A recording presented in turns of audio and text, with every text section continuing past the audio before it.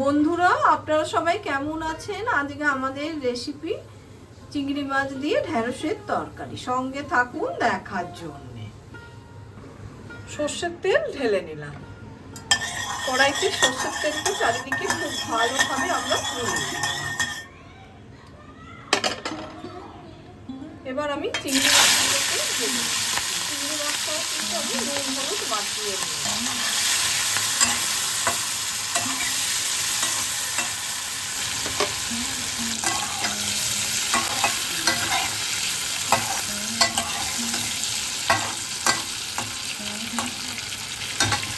এদিকে চিংড়ি মাছটা আমাদের ভাজা হয়ে গেছে। চিংড়ি মাছটাকে তুলে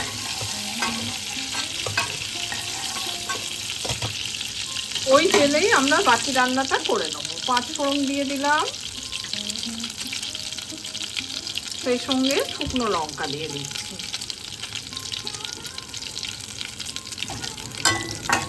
এদিকে ফোড়নটা থেকে যেই সুন্দর গন্ধ বেরোবে তখনই আমরা থেতো করে রাখা রসুন দিয়ে দিলাম।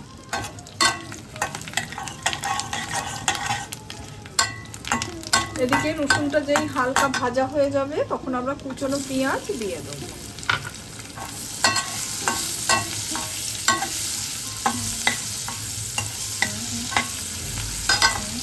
এদিকে পেঁয়াজটা যেই ভাজা হয়ে যাবে তখন কেটে রাখা ঢেঁড়সটা দিয়ে দেবো।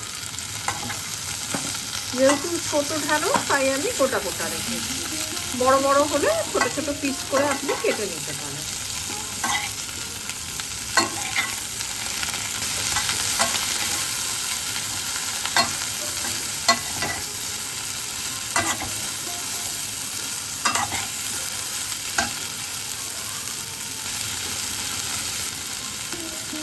এবার একটা গোটা টমেটো কেটে দিয়ে দিলাম, সেই সঙ্গে হলুদ আর কাশ্মীরি লঙ্কার গুঁড়ো দিয়ে দিলাম।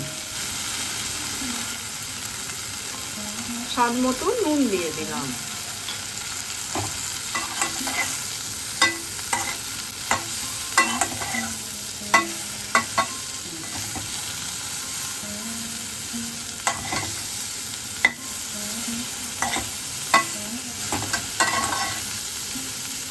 ঢেঁড়স সহ মশলাটা খুব ভালোভাবে কষানো হয়ে গেছে।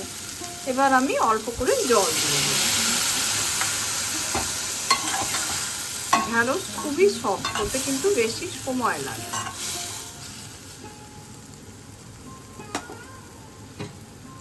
ঢাকা দিয়ে দিলাম।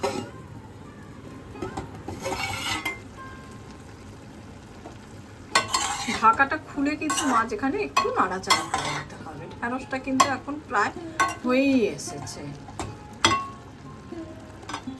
এবার আমি ভেজে রাখা চিংড়ি মাছটা মিশিয়ে দিচ্ছি।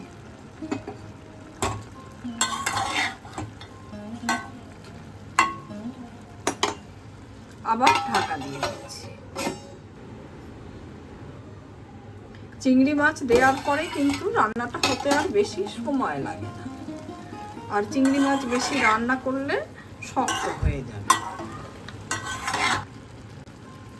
ওপর থেকে হোমমেড রোস্টেড মশলা ছড়িয়ে দিলাম, সেই সঙ্গে কিছু চেরা কাঁচা লঙ্কা দিয়ে দিলাম। হালকা হাতে নাড়াচাড়া করে দিচ্ছি। ওপর থেকে একটু সর্ষের তেল দিয়ে দিলাম। যদি ভালো লাগে আমার এই রেসিপিটা, লাইক, শেয়ার, কমেন্ট আর সাবস্ক্রাইব করতে ভুলবেন না আমার চ্যানেলটা।